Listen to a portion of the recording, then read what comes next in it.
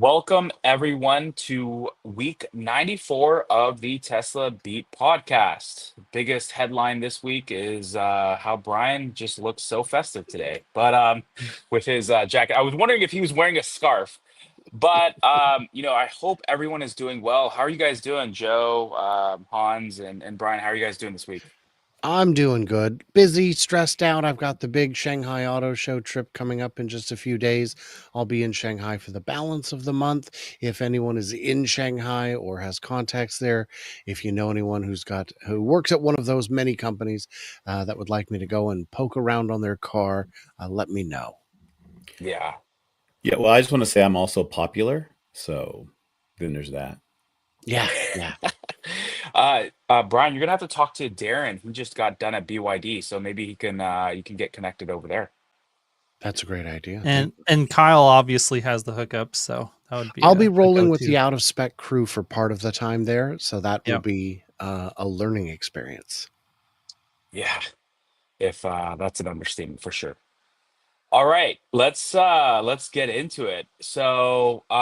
This week, I would say what a wild day. I think it was like what day was it, Thursday or Wednesday? Either way, it was Wednesday or Thursday this week. My days are all, you know, just all over the place. But there was one day this week where Trump put a 90-day pause on the tariffs, and the stock shot up almost like 22%. It's just crazy, just to see how fast that turned. But the stock is back up to $247, only down 35%.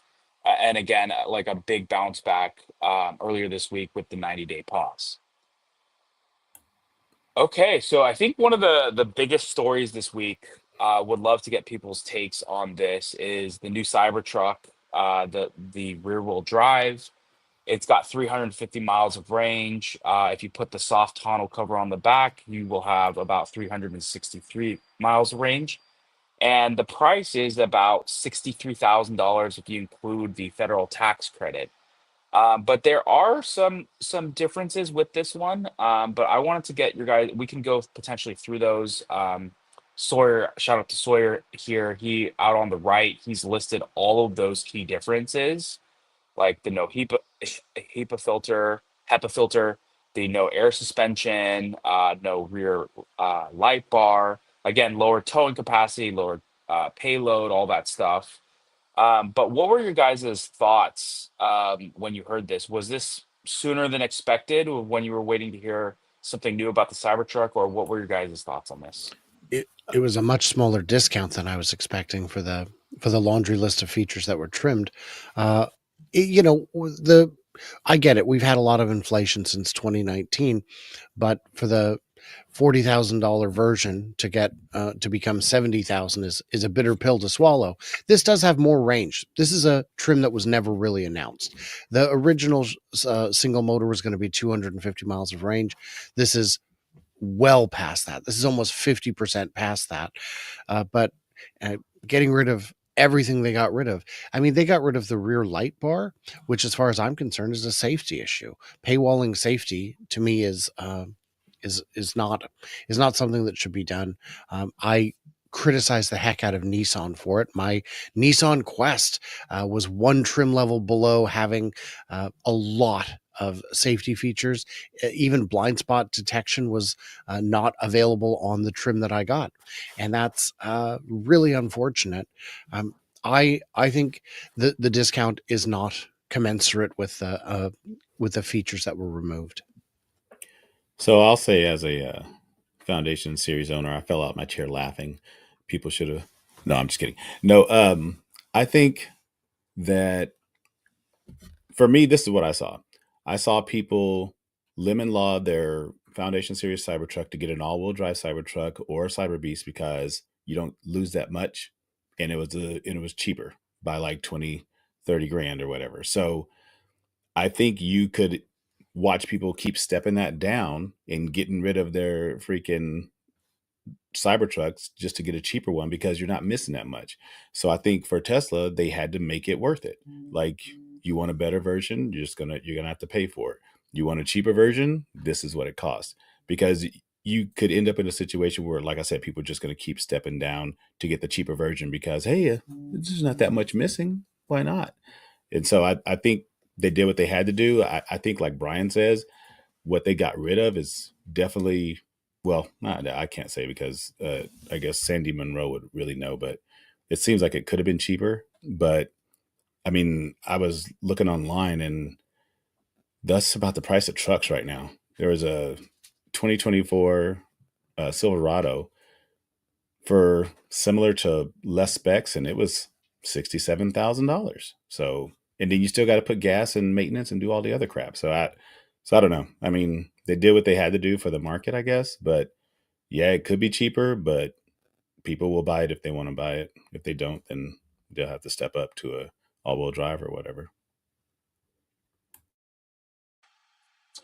I mean, I think it's not surprising for them to release a lower trim vehicle at this point in time, given where they're at in the ramp of production. And I think they were, coming up against the limit of the demand that they had for those higher price vehicles. And so that's where I would say this totally makes sense. Now, is the what you get for what you pay worth it conversation? That's a whole nother conversation. And I don't really know.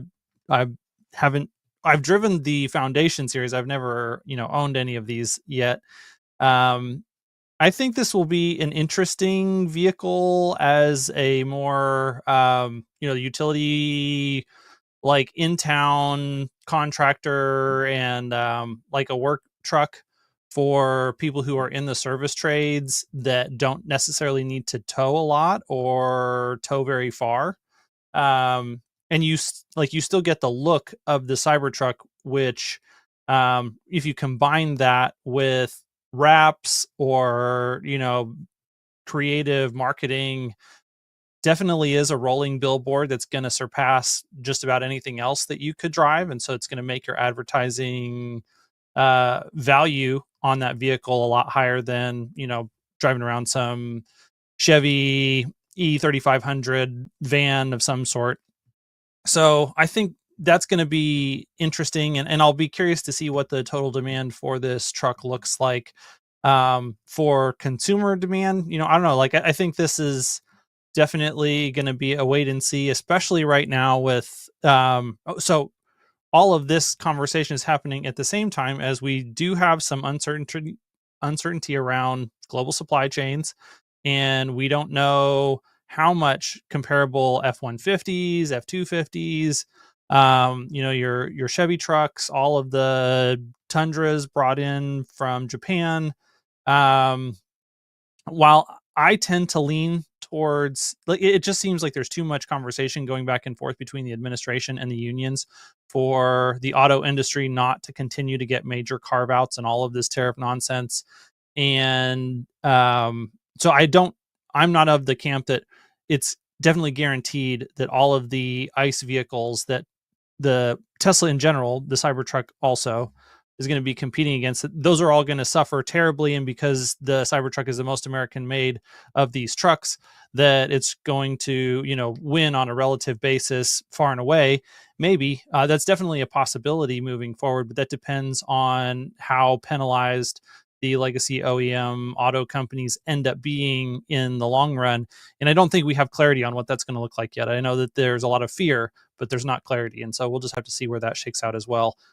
If we end up in a situation where there is major headwinds that the OEMs are facing due to tariffs, it does make that entry price point Cybertruck a lot more attractive relative to other trucks. I think the Tundra's made in San Antonio, isn't it? The relative argument is a fair one. I've seen people say, look, compare the price and specs on, a Lightning or a Silverado, and that's great. But you're asking me to compare vehicles that I would not buy to one that I would, and that's a little more painful. But I don't see this being capable of moving the needle in ways that Tesla would like. I don't see fleet buyers saying, "Oh, good, it's 10,000 off. Now we're going to get a bunch of them." And while I think all of us here agree that the looks are pretty amazing. I know that that's still not necessarily a universal view, and that there are Wasn't people it who would 20 off? I thought I saw it was just over 60,000. Was I wrong? uh it I don't know so that we actually have a solid it's number yet. 70 before the federal credit. So I it's thought only it was 10,000 off. 60 before it No, so was you may have seen the Saudi Arabia price, which was ah 62,000. At that price, I think we'd be back in business. But just 10,000 off for the list of features that have been cut is, to me, too much. And yeah, that's hard. yeah, Yeah, that's it's harder. 69,990 for a US. Yeah. So I mean, like Brian says, it's like, I mean, your pill to swallow. You know what I mean? Like, if it's up to people if they want to pay that price for what they get. I mean, it's not the Cybertruck I own. I wouldn't pay that for that personally, and I definitely feel better about the Cybertruck I own. I mean, yeah, just I do too. I don't, yeah, it's yeah, I wouldn't have waited for that and paid that, but like also like Han says, is the look and body style for people who want that. You know what I mean? You're getting a cheaper one. Like a little over 60,000 after the tax credit. It's not that bad. You know what I mean? It's definitely not 112 that I paid, and it's definitely not the freaking 80,000 that other people paid. You know what I'm saying? So for those people that are just like, yeah, that's in my price range. Yeah, I don't think it's going to move the needle much, but it'll be interesting to see. And like Brian says, I don't think this is a fleet operated vehicle anyway. Like maybe more police stations will probably buy it now and stuff like that will happen. That would be cool to see, like Las Vegas. But I mean that brings the price down for a lot of those type of places. But I don't know. It's going to be interesting to see. The Cybertruck is not everybody's cup of tea, anyways. And I was never of the camp that they needed to sell 1 million or even a 250,000 a year. I was never of that camp. I just thought they needed to make a truck. I mean, they wanted to make a truck and enter the market, and that's all they needed to do. Like, it doesn't have to sell all these units that people keep wanting it to sell. It's not. It doesn't matter.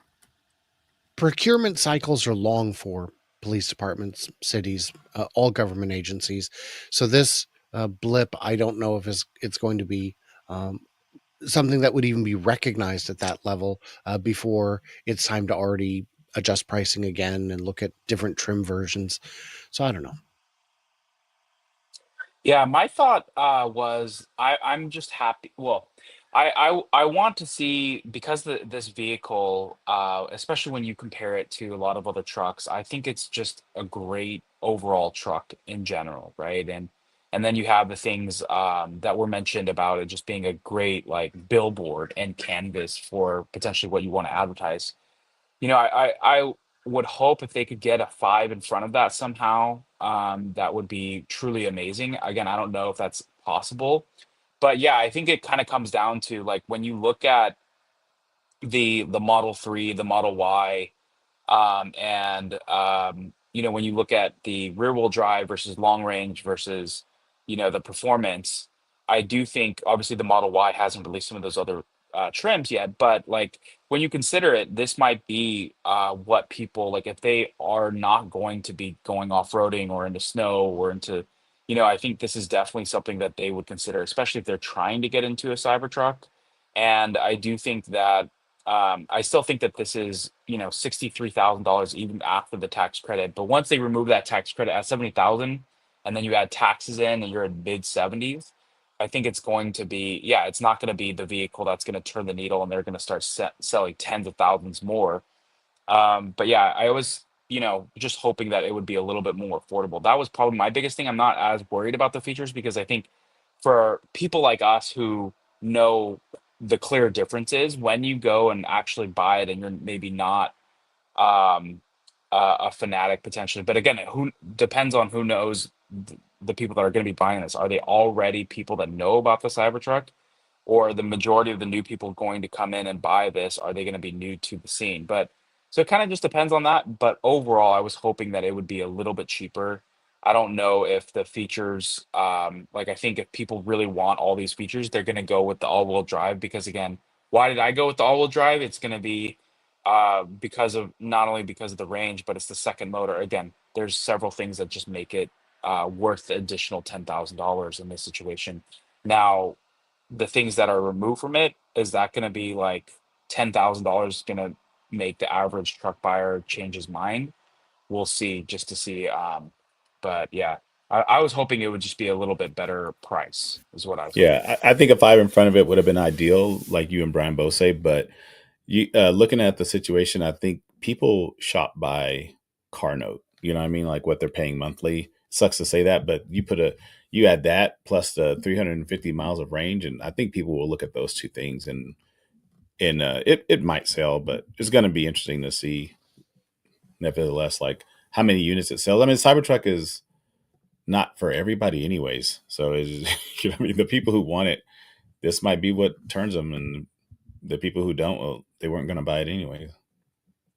I'll be curious to see, and I'd love to hear Brian's prediction on this, whether or not we're going to see a reduction in that entry price after 5 months, 6 months, a year, whatever, for that specific trim exactly the way it is. Just because, I think this could be, if the profitability of the Cybertruck line is still somewhat under pressure, this may just be a tactic to keep ASPs a little bit higher on the Cybertruck in the short term while they're still ramping, and reduce sales of the this lower price point vehicle, because they're not ready for the type of demand that they would have if the entry price was 60,000.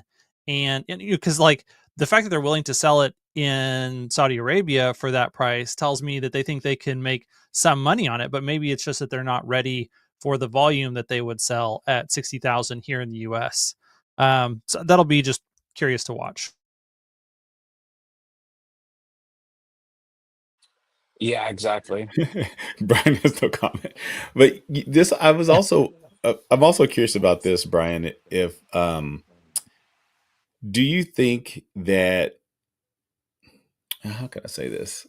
Because I'm thinking that it's not gonna be about price eventually. Like what if you have a better battery, It's like a always about 500 price. No, I'm saying like what if they add 500 miles of range? I mean, they can't keep, you have no paint shop, you have, like, you know what I mean? They got rid of so much stuff already, and it was supposed to be cheaper. That was supposed to already be cheaper. So you can't like take all this stuff out and then Yeah, it think definitely is like, harder to manufacture than they yeah, anticipated, which is definitely increasing their cost of goods sold, which is why they're not doing this cyber design for the cyber cab. Like they bit off quite a bit to chew on this one. It doesn't mean it's an impossible car to make, but it definitely means it's hard to get cogs down to those insanely low numbers that they were kind of that's hoping what I for was wondering. originally.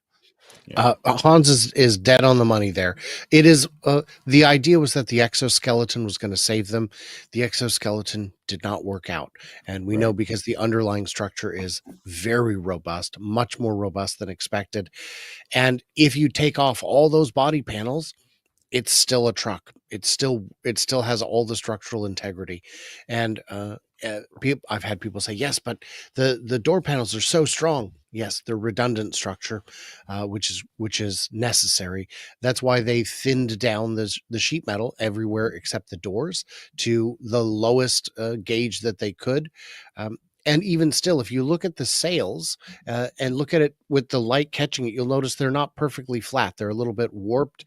That's what happens. The thinner it gets, the more warped it gets. They can't reduce the steel anymore because if they said, well, you know what, if it's not structural, let's just make it thin.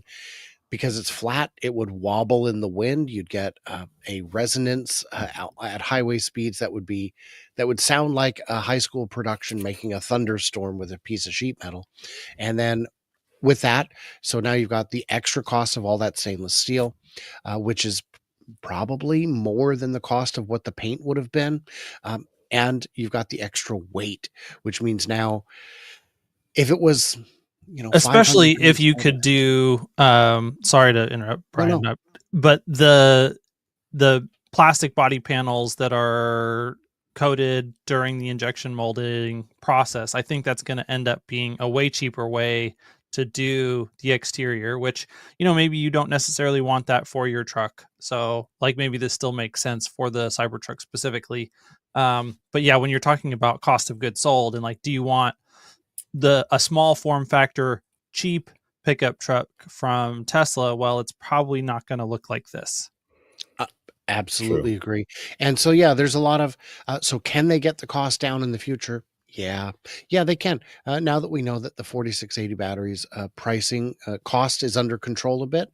And there's some asterisks on that. I'm sure we will find out what they are. But the battery is still going to be your biggest cost. Just dropping a motor or two, as they've done, can get you cost savings. But it hasn't translated to the price savings I would have expected. Air suspension, that was something that was never guaranteed to us on the lowest end model, but it was supposed to be there, certainly on the higher two trims, but I thought on all three. It's turning out to be a lot more expensive than we'd anticipated, and that's before any considerations for imported parts, of which the Cybertruck has some. All cars do. So it's, yeah, getting that cost down is tricky. But if they can sell the all-wheel drive at a profit for 80,000, this model would be nothing but profit because they cut more than 10,000 out of it. Speaking of cutting more out of it, and batteries. So here we are. Range extender. What range extender? Says Tesla. So Tesla quietly removed the range extender from the order page. It still shows like in the specs, like you can see it up to 450 miles of range or whatever. So I don't know if they're going to be giving people that money back for the people who put the deposit down. What was the deposit? Anybody recall? $100, $200, whatever. I think it was But like I think it was wasn't it like $500 or something like that, maybe more. I don't was know. it? I don't remember. I don't remember, but I just remember when they announced it, it just seemed like such an afterthought thing for Tesla to do. Like what? I mean, and people complain like, "Oh, I want to take out the bed of my truck," and then you see people and they put that divider in their truck anyways, and like that Tesla made, and so I mean, people, you use your bed if you want to, but this definitely didn't seem like a configurable solution. Like you could remove it when you wanted to and put it back. It just did not seem like that. It had to be installed from the factory. I mean, from the service center, and it seemed to probably weigh like a ton. Who knows? Like it looked freaking heavy with all the battery and stuff in it. So, but yeah, I mean, so yeah, that's gone. But maybe Yeah. like Brian says, they're working on new 4680s, and you're going to get the range anyway. So I did want to address that. Someone said, well, maybe they're just going to make the pack itself larger. If you pull up Sandy Monroe's video that shows them tearing the pack apart, you'll see that in terms of floor space, so to speak, there's no more room. They could go a tiny bit wider on the sides, but they chose not to, I assume, for crash, to have some room in the crash. They but it's like 40% empty in there. Yes, but that's vertical space. You can't fit another row of 4680s on top of it.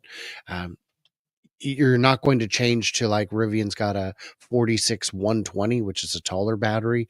You're not going to be switching to that. There's no more room. So what they would need to do is just get the 4680 to have a higher energy density, which is something they're always working on. But yeah, there's just no space for it.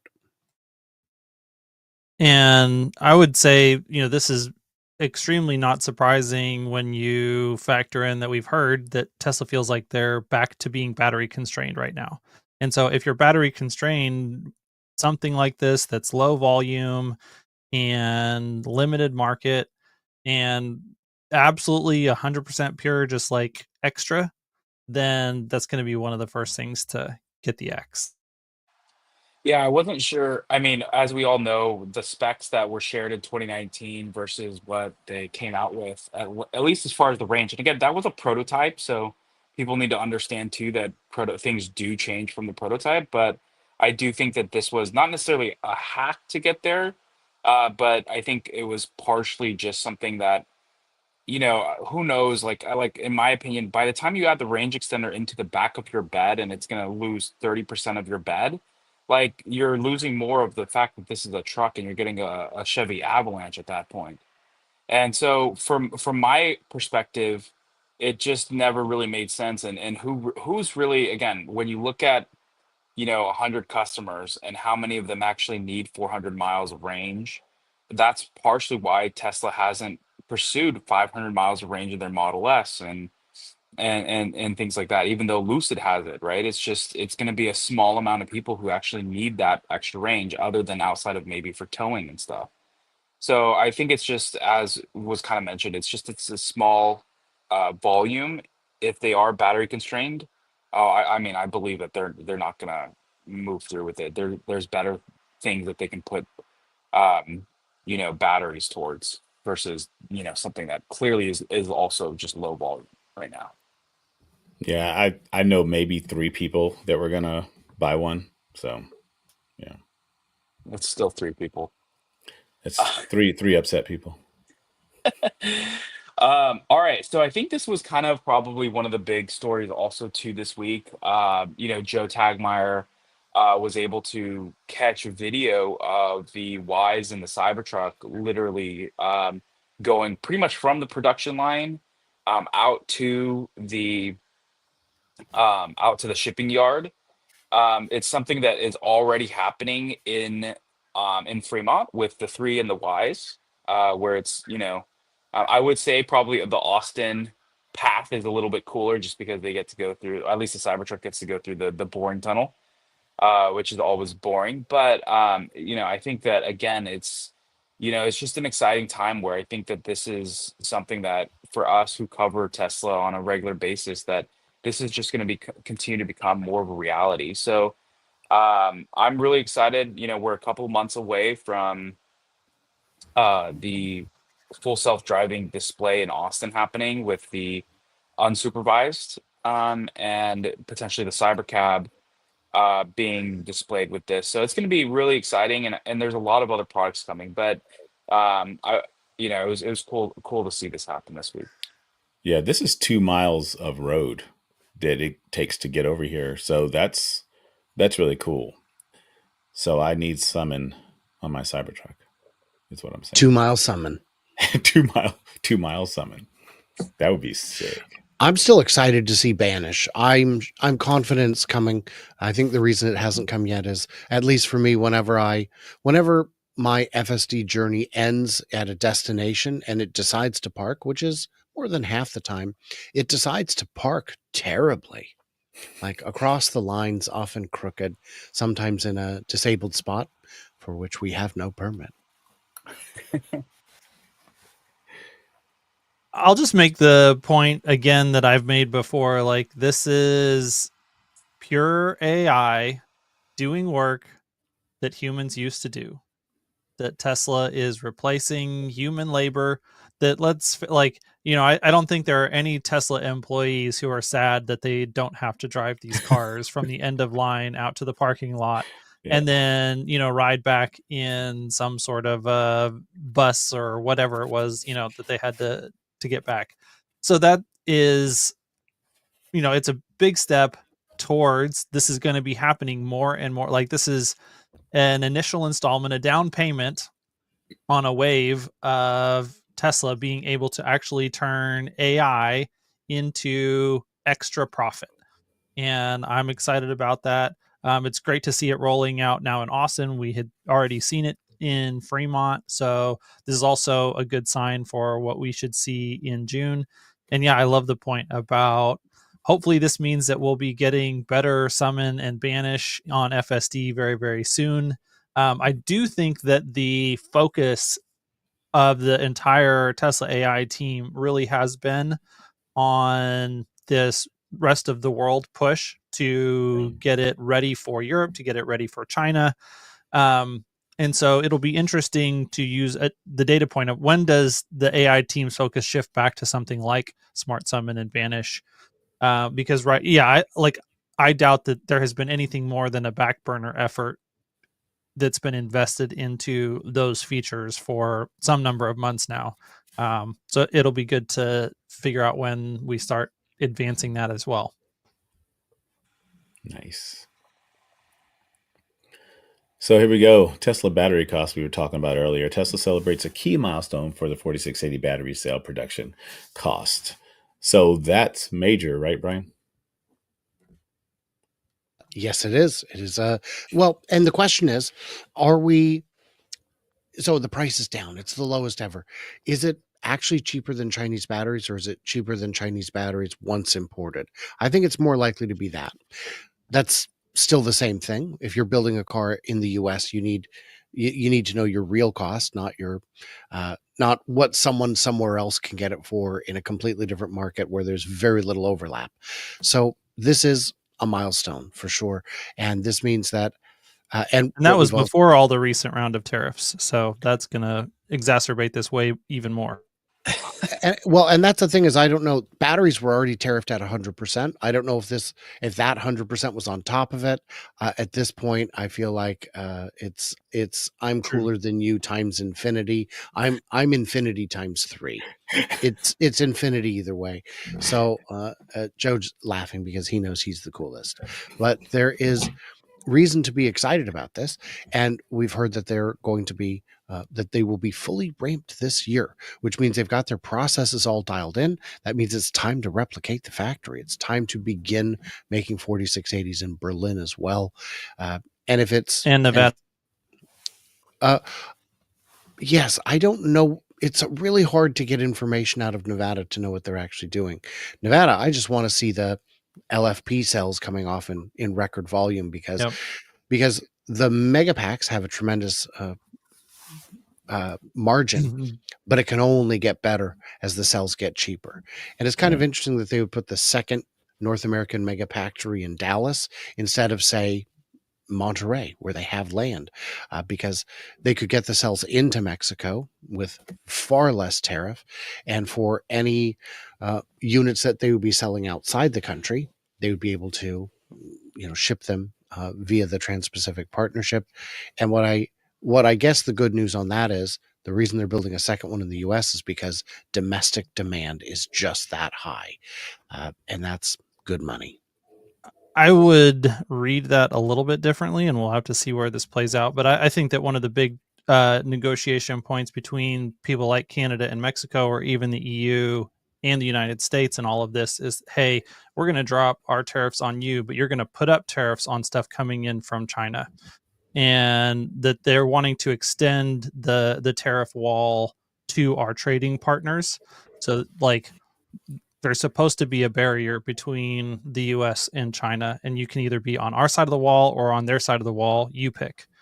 That's the way that I feel like this is going to play out. And so, in that scenario, having it in Mexico is not going to help because Mexico is still going to end up inside the tariff wall.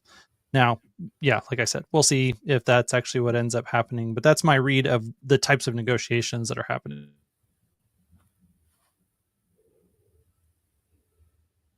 I think in relation to that, obviously there is a little bit of uncertainty, and I think we talked a little bit about this just kind of while we are chopping it up before. China has increased their tariffs to literally match, I believe, what the U.S. was, so it's 125%.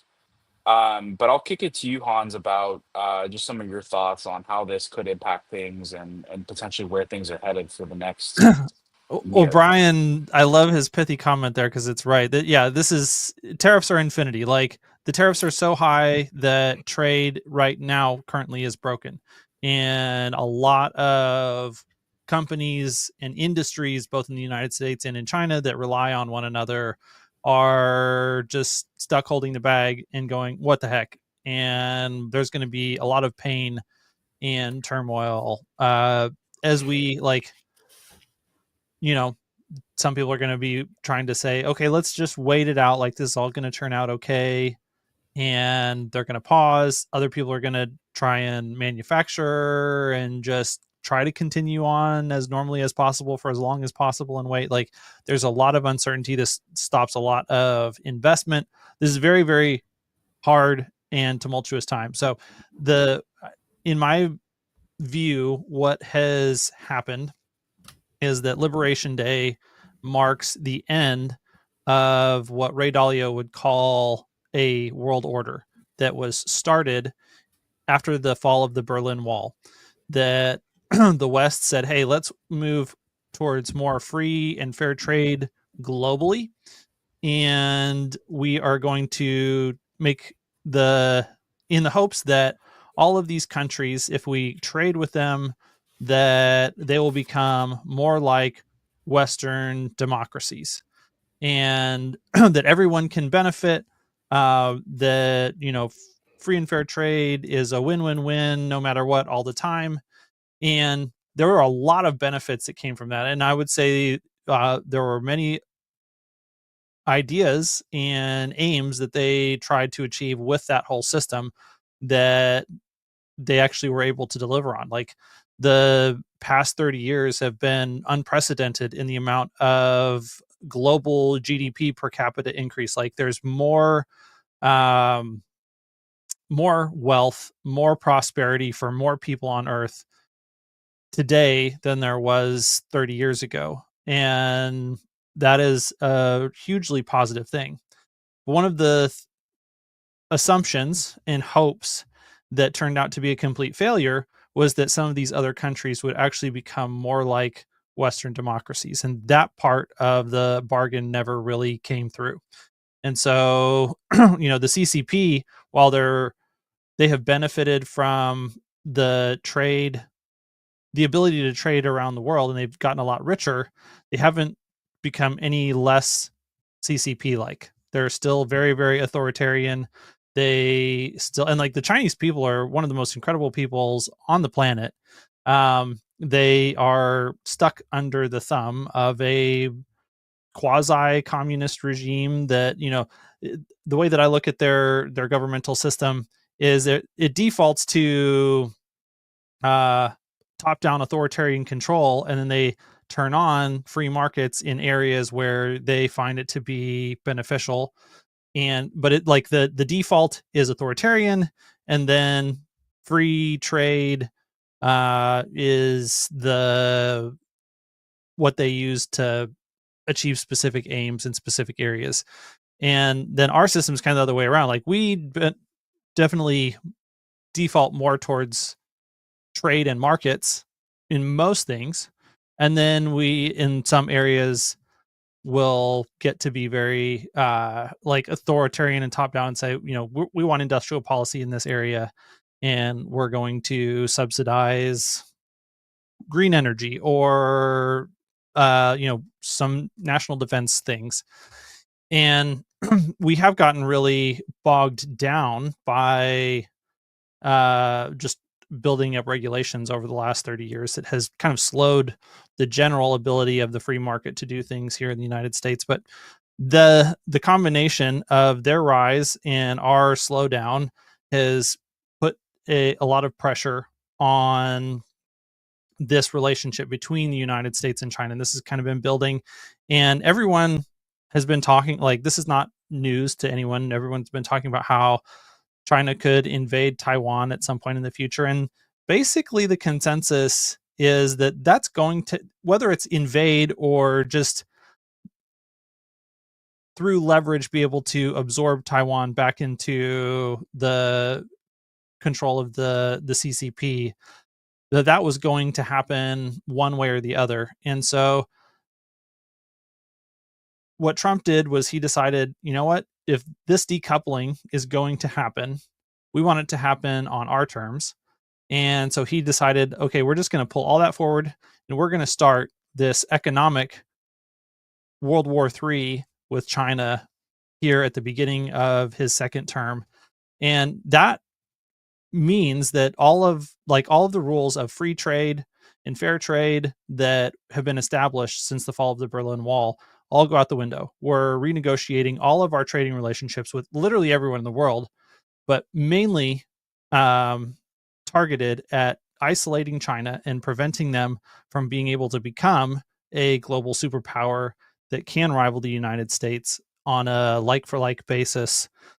And so now we're in the phase of trying to figure out, okay, how's that going to end? Where is this going to go? And we don't really know. Trump has his aims and what he's trying to do. He has rosy hopes and dreams and plans. Will he be able to deliver on those rosy hopes and dreams?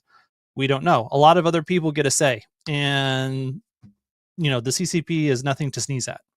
So there's a lot of uncertainty about how all of this is going to go down, and who has the leverage and who's going to have to capitulate first. I would say that Trump and Xi are they're both very powerful, both very stubborn. They both love to negotiate, and they both have been preparing for this moment, I think, for many, many years. That Trump has been thinking about trying to reorder the global trade system for many decades. He's talked about that publicly. So this is not something that he is just deciding to do on a whim at the beginning of this term. I think this was one of the aims that one of the reasons he ever ran for president in the first place was to be able to do what he's doing right now at this moment. So I think it's a little bit naive for people to think that he doesn't have plans that are well considered, that have gone back for a long time. But on the flip side, he's also telegraphed this for a long time. And so I think the CCP is also fully, I don't know that they have expected these specific moves, but they have prepared for this decoupling as well. And so we don't know what all leverage that they have developed. And so it's going to be really, really crazy. I think for the next year, potentially longer, as we let the cards fall where they may, everything gets shuffled. But the world of the next several decades will depend on how this shakes out. And that world is going to be much different than the world that we just left from literally 2 weeks ago. Yeah, I have no idea about all of that. I will tell you, I will tell you that I have friends that make products. And once China found out they were making these products, now China makes them for cheaper. And it's been detrimental for a lot of businesses here in America that make products here. And these are just, small businesses that are making little And that's parts and possible things. because the CCP, makes it possible that if there was, if they were a good faith partner in the World Trade Organization, they would play by the rules of the World Trade Organization, which they have flouted since their entry. And this IP theft is one that comes up commonly amongst American business leaders. It's just really hard to design or invent anything here in the United States and then expect any sort of ability to justify the investments that went into inventing those things, because it's going, whether you manufactured in China or not, someone's going to copy it and start making it there.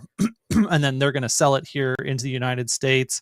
And because we don't have any, or didn't until now have any barriers, and their ability to ship small parcel stuff into the United States and sell it on something like Amazon was super well developed. And so that they had the ability to ship that stuff in easily and cheaply, and make those knockoff products. And that was very, very challenging for our culture of people who design and invent and innovate things. And that's one of the things that Trump would like to get fixed. Will he be able to fix them? I don't know. That's kind of remaining to be seen. But that is a great example. We've seen this in the automotive industry specifically, that they invited all these Western car companies into China over the last number of decades. And when they came into the country, they held a gun to their heads and said, okay, if you want access to our market, you will give your IP to us, and you're going to work with a local partner who's going to learn how to do everything that you do, and you're going to share your profits with them the whole way. And then eventually we're just going to subsidize a competitor after we have taken all your IP and your manufacturing expertise, and we're going to eviscerate your ability to generate profits here in the Chinese market. And we're then going to come and attack you in your home markets as well. And so that dynamic, I think, is something that we've all witnessed. And I think is something that partners like Germany are well aware of and concerned about moving forward. And I think those types of things are going to tip the scale back towards the United States, even though we're acting like crazy people at the moment. That long term, I don't think they expect that economic relationship with China not to be extremely destructive to their homegrown industries as well. So I've lived in China, I've worked in China, and a lot of the US notions about what China is and how China does things are 25 years out of date. Uh, the copying, it used to be that if you set up a shop in China, a week later a shop that looks an awful lot like yours would open up next door, and you'd find a lot of your employees are over there. Those days are pretty much gone. If you look at like the hoverboard, when it came out, instantly China had their version that was a fraction of the price, and the inventor of the hoverboard said this, I'm you know what, I'm going to buy one, I'm going to crack it open and see, and prove that they stole my, oh my gosh, this is completely different, oh they did that instead, this is so much better. So what China's doing now is not copying the process but the outcome. If you look at, we saw people in 2019 saying if Tesla goes to China, they're going to steal all the IP and then nationalize the factory and steal the whole thing. Well, they haven't taken the factory. And if you look at the cars, they haven't taken the tech either. They don't use the same batteries. They don't use the same BMS. They don't use the same motors. They approach the finished product in the same way, but they don't approach the process of getting there. So they're doing things completely their own way. They haven't even copied the design of the factories. If you look at BYD's new mega colossal factory that's larger than the city of San Francisco, you'll notice it's all still on one floor. It doesn't utilize cubic space the way Tesla does, because they're still doing things their own way. China has played fast and loose with the rules. A lot of countries do that. We do that. I understand that they want to protect their people, that they want to advance their causes. Every country wants to advance their people and their causes, and I'm not going to hold that against them specially. So it's tough. It's tough, and we are, like you said, these are very interesting times. We are behaving a little strangely at the moment, and I hope we can normalize that. I'm not of the mind that all of this has some ultra deep 4D chess behind it. A lot of it looks pretty ham-fisted and ill-considered, but we're at least we're trying something. I guess that's something. So we'll see how it plays out. But they didn't steal our power. We gave them our power. We sold them our power for pennies. I agree that we learned a valuable lesson during COVID, that we need to bring back a lot of our core competencies, but we have to support that. Just putting monumentally gigantic tariffs on everyday items from all over the world isn't going to get us there. And there's a lot of things we will never make in the US. Coffee doesn't grow here. So I don't know what the solutions are on that. And we need to be less entirely reliant on other nations. But a better way to do that, I would say, isn't putting on tariffs that disproportionately affect people who make less and less income. The less income you make, the more new taxes you're paying under these big tariffs. It's to support and foster those factories being here. And in Q1, we saw 8 billion in electric car company factories and battery factories and electric car parts suppliers canceled in the US because it's, well, for a variety of reasons, but I mean, you can just see them in the news. Yeah, I think Americans are cheap. We've always been cheap. That's why we started outsourcing things, and we want things like cheap, but we want the best of everything, and then we get upset that we did all the outsourcing. So yeah, you're right on that. Next slide, please. One last thing I'll say. We could talk about this Chinese tariff forever, but no, like I probably I think I agree with points from both sides, and I'm glad that Brian and Hans, kind of similar, points, and but then also on different sides. The one thing I will say is that like I've seen it from multiple companies, specifically in the Tesla accessory business, where they've created products. The products have literally ended up on Amazon at almost half the price. And unfortunately, even Amazon won't help them enforce, even when it's like patent pending and pending. And that's a bigger issue potentially with Amazon.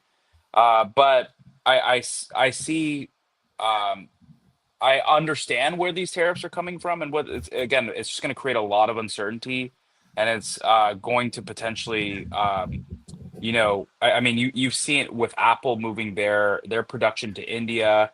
You see it with countries moving to other Southeast Asian countries outside of China. Even before all this stuff, I think COVID really taught a lot of these companies that they cannot be completely reliant on China to make all of their products. So we'll see what happens, but yeah, next slide, Joe, to you. Well, maybe we should skip to, do we want to just hit the, where did the 400K go? Look at Oh, all it's right that here. good stuff. Yesla's in abundance. Yeah, we got 400,000 Model Ys produced milestone. So a big display using all the red Model Ys. Like, that's crazy. They just used all one color. They could have done the zeros in a different color. Anyway, on the parking garage this morning, officially from Joe Tetmeyer, official production of the Model Ys here at Giga Texas has begun almost 3 years ago today. Congratulations, Tesla and all the Giga Texas employees. So this factory is still not done, and they've been doing all of this. I mean, that's shout out to them, man. Like, this is kind of crazy. It's so easy to build 400,000 cars. I can't believe you guys didn't know that. Well, it's fun. You can criticize them for not selling more, but when we get excited to see Lucid sell as many cars as Tesla builds in a day, and we sometimes lose sight of that. We think that because it's not everything, it's just not enough. And increasingly, automotive sales aren't the whole picture. If you told me uh, that Tesla's auto sales are going to fall by 2% a year every year forever, I would stop and say, oh wow, so they're going to keep building more and just keep them. That's bullish. I've got some excitement there. So yeah, I'm not worried about any of that. But yeah, it's good news. Yeah, and I think when you compare these numbers to again what a lot of the other automotive companies are doing, they're moving a lot, and I'm excited to see the ramp of the Model Y, and then eventually once they launch the performance and then rear wheel drive, it'll be really interesting to see how well that goes. Tesla continues to expand in other parts of the world. They're bringing the Cybertruck and some of their other the fleet to Saudi Arabia. So really exciting there. I think we mentioned at the beginning of the show. I think it was like the Cybertruck's about 60,000, and I saw. I don't know if they're bringing the whole fleet. I saw the Model 3, and I believe the Model Y is going to be going there, but I haven't. I don't know if the S and X are, but either way, they're expanding into the Middle East even more so now. Yeah, I can't imagine that the Model X would not be sold there, but the Cybertruck is just such a flex. And I think Saudi Arabia really. I mean, if you've seen any of their sand dune videos, like they take everything off road, so it's going to be interesting.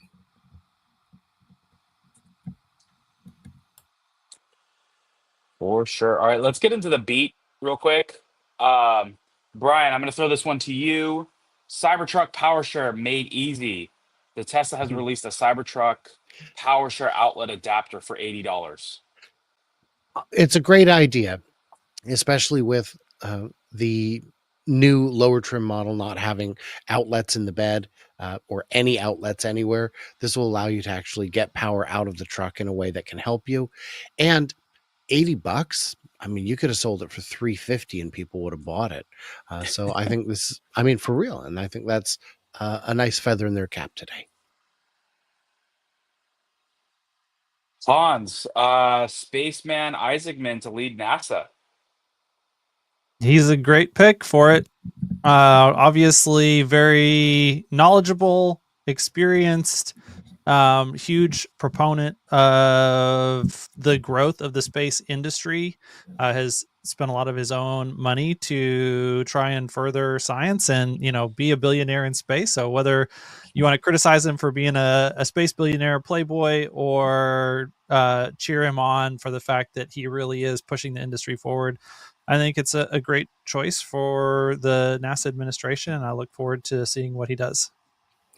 Yeah, if anybody has not watched his opening remarks, like, you should watch that. I mean, everything he does is just so inspirational. Even when he did the spacewalk, I mean, the things he says just, I mean, he's just a great man. So it's pretty awesome to see somebody who didn't really have like all the great education, college education or whatever that a lot of these people have, and masters and all that type of stuff, and just go on to do what he's done is just, it's pretty remarkable. I mean, he's an amazing person, so it's pretty cool. Yeah, you should check out the X Takeover keynote panel from last year. Just Jared Isaacman X Takeover. He goes into his story. All right, Joe, Tesla EV charging pack. Tesla Giga Berlin sets record for free EV charging park. Yeah, Tesla Giga Berlin boasts the world's largest free EV charging park. So visitors to Tesla's Gigafactory in Grunheim can't miss the sprawling network of 546 charging stations peppering the parking areas, dwarfing other global contenders. The U.S. automakers set up snatched the title of the world's largest charging park from 259 stations. And I didn't even know that they had 259 stations in Märklingen, Germany. I have no idea where that is. But holy cow, 546 stations is crazy work. That's amazing. Crazy word. All right, we're gonna jump. It's the top of the hour, so I just wanted to end on this. Um, just a couple of things. 8 Sleep, if you've ever wanted to revolutionize your sleeping, shout out to them. We just brought them on as a partner.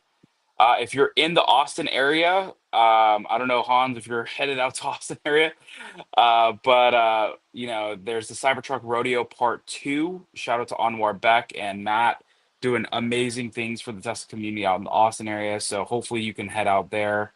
And then again, we are just, it's crazy getting chills. 3.5 months away from the takeover, and we're still waiting to hear from Hans if he's coming.